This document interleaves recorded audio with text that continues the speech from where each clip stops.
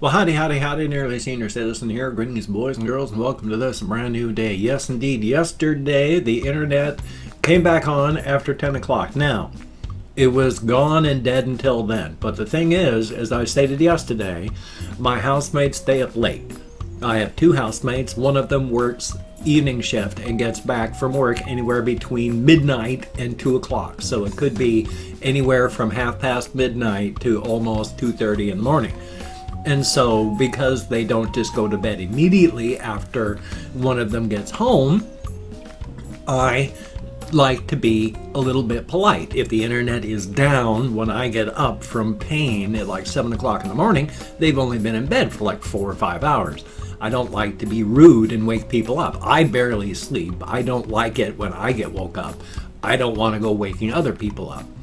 So I just waited in here until they woke up. Now, when he woke up, he went and reset the cable modem, but the internet didn't come back immediately. Normally, when you reset the modem, it turns off, starts to come back on, turns off, and then comes back on. This one went through all that, stayed off, and like another 5-10 minutes, then it came back. So the fact that it didn't come back after a reset tells me it wasn't the cable modem. It was a Comcast issue, most likely. Now, I'll never know exactly. That's okay. But the internet came back on yesterday. Things worked out, and it was good. Now, I didn't have such a wonderful mental day yesterday. I was trying desperately to come up with another game in my forgotten indie and smaller game series, but I got 20 minutes into recording a video and then hard crash on the game. And when that happens, it takes out the recording. So I got nothing out of it. So I just went, you know what? I got 2 videos. Let's just go with that. So that's why yesterday was just 2 videos. And, so my apologies. And there we go. It works out well, though. That's what happened. Bingo. Now, one of the things that I did want to talk about is I've mentioned before how I've got this one story where the main character, it's Lyle Goddard is the name of the fellow who, under influence from outside extra-universal forces, punches a hole in the universe so an extra-universal monstrosity can come in, and it sucks his brain out and records him quantumly so that it can make copies of him, like it was just recording a bit of software. Now, this main character ends the story with an existential crisis, and that's the whole point of the story. It's like, who am I? Because the character knows that who he was, the person that he's based on, is dead. Just dead. His brain was sucked out and digested. He's dead. So now he is just X number of minutes old. Who is he? He's not really Lyle Goddard. Lyle Goddard is dead. And there are the philosophers who this one person said, if a person goes into a swamp and gets hit by a bolt of lightning, but at the exact same point, a bolt of lightning hits the swamp, this bolt of lightning kills the man. But this bolt of lightning recreates the man entirely out of the things from the swamp. Now, is that man actually a man? The philosopher views that as, no, he's not. He has all the memories, but none of the experiences. So Lyle Goddard, quote unquote, is in this situation. I realized while going out walkies that my character's existential crisis is nothing, and his whole existential crisis is put in place by a different character's even greater existential crisis. Because this character who's being left on the planet is being put there because one of the things that talks to him is another copy of Lyle Goddard, who, as just a memory, wants to be more than a memory. This copy of Lyle Goddard is running on time sharing on the mind of the extra universal being, and so is talking to Lyle Goddard's copy there, saying, I only have a short period of time. I am a standing thought pattern. The moment any of the focus that I am being given right now is gone, I become a memory. I am just a standing thought pattern with just enough focus of attention from, they call it master, but from master, that I am given the illusion of sentience. At any time, I can go back to being just a memory. So what he's doing, and explaining to the poor character that he's being left in this state because this person wants memories of its own, wants something that belongs to it. It is not just a memory, not just the illusion of sentience, not just a copy. It will have something that belongs to it. It has no time to fall in love. It has no time to form friendships. It has no time to do anything. It has to form its own memories. Lyle Goddard took no pleasure from the suffering of others. So what can this copy of Lyle Goddard do to make itself different, to make itself unique? Cruelty. And so it's making the other copy of Lyle Goddard suffer so that it has its own memories.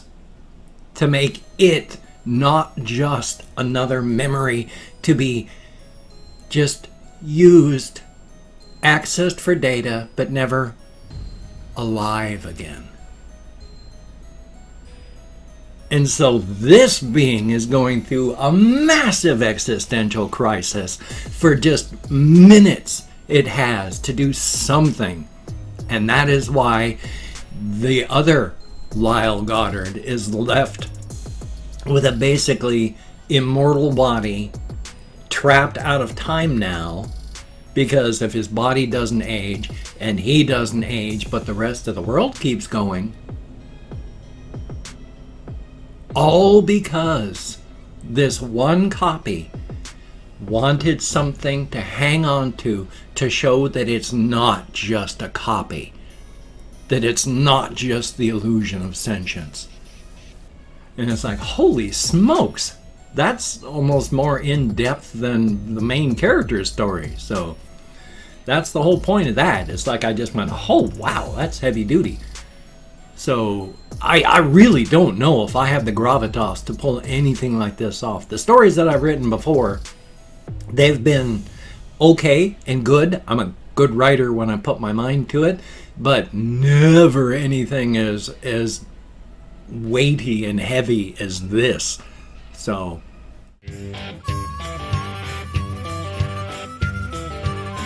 my favorite bar is down the road. I'm gonna drink you pretty, you beautiful toad. Thumbs up. And of course I went, my voice sounds better now. I went walkies last night up to Walmart and back. Sometimes I'll buy something up there like a banana or a soda or something if I got enough change, so I'll buy something. I don't just walk up there and come back with nothing. Sometimes I buy something and then I walk back. I don't buy much. It's a 6-mile round trip walk. I'm not going to carry huge things. It's just something for the moment. But I went and walked up to Walmart and back, and that was good. It was early in the day, so I got back like 8 o'clock, and that was good. And my body appears to be getting a little bit more used to not having methadone within it. It's not quite as painful to walk the 6 miles there and back. Still painful, still bad. Oh my God. This part of my back, because of my scoliosis, is not good. My low back is bad because of my injuries. My legs are killing me because of my nerve damage. But I can do it, and it's slightly less painful than it has been. So definitely a thumbs up. Now, is it just because I've gotten less methadone, or is it because I'm just not pushing every single day now? It used to be I would walk 6.8 times per week out of 7 days, because I missed a couple. Walk 6.8 times per week. But that's what it worked out to, even though in reality you can't walk 0.8 times per week. But I was out there almost every single day. And when I got back, especially after I quit methadone, that was just the end. The end. Destruction. I could barely sit. I could barely do anything. Now, when I come back, it's bad. It's bad. It's not good. It's bad. But it's not as bad as it has been. It's like instead of being beaten with 5 baseball bats over various parts of my body, I'm only being beaten with 2. That's a big change. That's a big change. That's a definite plus, a definite thumbs up for that. So definitely a good thing. I got something going on with my eyelids here. Not my eyelid, my eyelashes. It gets right in my vision. Thumbs up.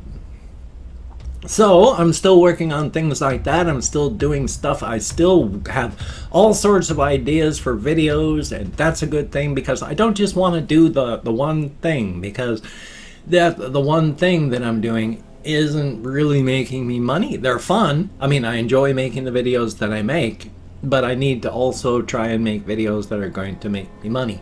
So I've got all sorts of ideas. I got stuff. It's just no matter what. My biggest problems is that I cannot use English properly. But my biggest problems are number one, my fibromyalgia is not going to get better and go away. And my rechargeable batteries only charge up to about 50% every night. Maximum on a good day. So when you're out there racing and running through half a day and you're going, wow, I've used up half my energy, that's it. I've used up all of mine. My batteries are drained. So I literally and physically and mentally can't do the things that I used to do. Even 20 years ago, I could do tons of stuff that I can't do now, physically and mentally, just because of the damage and the fibromyalgia and more. So physically, I'm limited.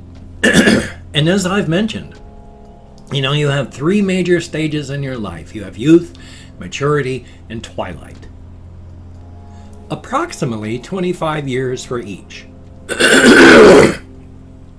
My sincere apologies. I talk about that a lot. I hate the way that my voice clogs up as I talk instead of getting clearer as I talk. So my apologies for that. But try and remember what I'm talking about. Oh, good Lord. I hate the fibro fog. If I hadn't had to clear my throat. Fibromyalgia fog for the win. I could feel it. It was like somebody reached into my head and I could feel the fingers going into my thoughts. And even as I was clearing my throat and being irate about that, I could feel the memory of what I was talking about being pulled out of my head. So now I've got a wad of jelly that was what I was talking about. And my brain is just going, I remember I was talking about something. But what? I have no ideas. So that's fibromyalgia fog in motion that you got to see. Because I forget that. I'm so much better now. I used to do this 4 and 5 times in a video. Now it's only like once a week or so. Thank goodness for that. But that is just painful. I hate that. Still though, I got videos that I want to make, and that's a good thing. I still have my capture card. I want to record off of my consoles. I got all sorts of things that I've got done that I want to get done. I actually wanted to do this too. I got another package, but I don't know who sends these, and they come from like Chinese warehouses or such. I do not know the language properly. I cannot tell you. I hate to be culturally insensitive. But there's no notes with these, and they're just little, like, here's a little pin, just a little ghost. And that's all that was in this little one. But there were 4, oops, into the hamster cage. There were 4 of these this time. So I gotta hurry up and get these done. And this is another pack of little character decals, so you can stick them on things, and that's cool. Because I gotta hurry up. I have to thank people for having left me comments here. And then there's this one. which is a coffee cup with a planet in it. I mean, these are awesome things. I just wish I knew who sent them and all that. Because they just show up like mysteries periodically in the mail. And like I said, they're neat. I just don't know who to thank. Come on now.